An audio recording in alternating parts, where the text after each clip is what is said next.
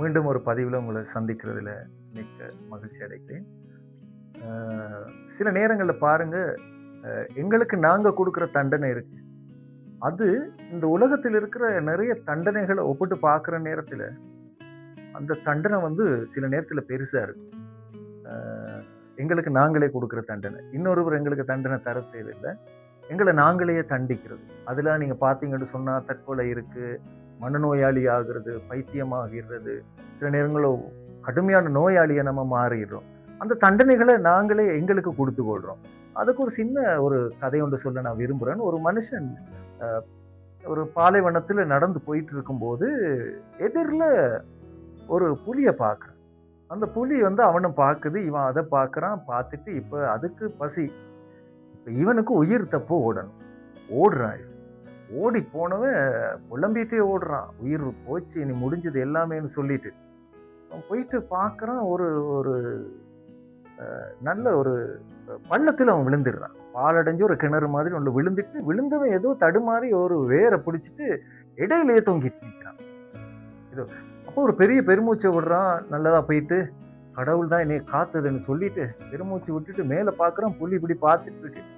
பார்த்து அந்த வேரை பிடிச்சிட்டு இருந்தவன் என்ன செய்யறான், அப்படியே கீழே ஒருக்கா பார்ப்போம் கீழே எப்படி இருக்குன்னு கீழே பார்க்குற நேரத்தில் ஒரு மலைப்பாம்பு ஒன்று கீழே இருந்து இவனை பார்த்துட்டு இருக்கு. அது தவறி விழுந்திருக்கும் போல இவனை பார்த்துட்டு இருக்கு. மேலே புலி, கீழே மலைப்பாம்பு.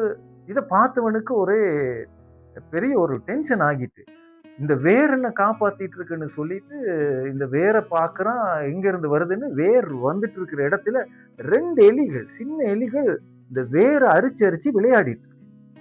அப்ப இவன் பார்க்குறான், அது விளையாட்டா இருக்கு. அதுக்கு இவனுக்கு உயிர் போற மாதிரி அதை அரிச்சுட்டே இருக்கு. அப்ப நினைக்கிறான், இன்னும் கொஞ்ச நேரத்துல கீழே விழுந்துருவோம், என்ன செய்யறது?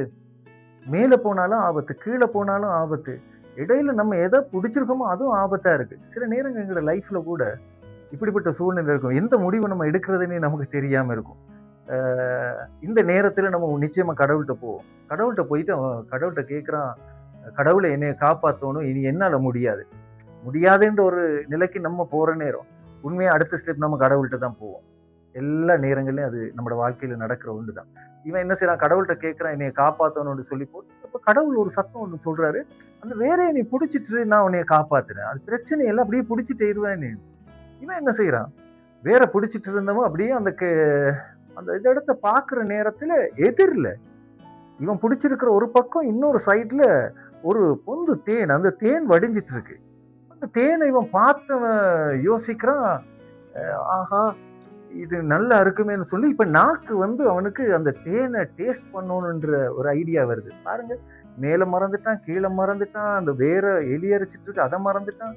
இப்ப அவன் என்ன பண்றான்னு சொன்னா, அவனுக்கு இப்ப தேவை அந்த தேனை எப்படியாவது தொட்டு அதை ஒருக்க நாக்குல வச்சிருவோம்னு சொல்லிட்டு இங்க இருந்து ஒரு காலால் அப்படி எட்டி உதையிறான். அந்த வேற போய் அதை தொடுறதுக்கு முடியல, 2வது தரமும் உதையிறான். இப்ப அவனுக்கு எல்லா சிச்சுவேஷன் மறந்த தேன்ல 3வது தரம் பலமா அவன் என்ன செய்யறான், அந்த வேற எட்டி உதையிறான். இப்ப என்ன நடந்திருக்கும்னு உங்களுக்கே தெரியும். கடவுள் காப்பாத்துறதுக்கு ரெடியா இருக்காரு. ஆனா எனக்கு நான் கொடுக்கிற தண்டனையை பாத்தீங்களா? இந்த சூழ்நிலையில என்ன முடிவு எடுக்கிறது? அவன் நிச்சயமா கீழே விழுந்திருப்பான் இல்லையா? சில நேரம் கீழே விழுந்திருக்கலாம். அந்த வேற அறுத்தது எலி இல்லை, உண்மையை இவன் தான். கடவுள் காப்பாத்த ரெடியா இருக்கிறாரு. எங்கட தேவையில்லாத சில விஷயங்களும், எங்களுக்கு ஒத்து வராத விஷயங்களும், அந்த சூழ்நிலைக்கு சரிவராத விஷயங்களையும் எட்டி உதைஞ்சிட்டு நம்ம போய் அந்த ஆசையில் அதை பார்க்கறதுனால தான் சில நேரம் லைஃப்ல நிறைய கோட்டை விட்டுடுறோம், பாரிய துன்பத்தை நம்ம அனுபவிக்கிறோம். இதுதான் எங்களுக்கு கிடைக்கிற தண்டனை. பார்த்தீங்களா? கடவுள் தண்டிக்கிறல்ல, எங்களை நாங்களே தான் சில நேரங்களில் தண்டிச்சு கொள்றோம். கடவுள் தான் உங்களோட ஒருவரையும் ஆசீர்வதிப்பாராங்க. ஆமென்.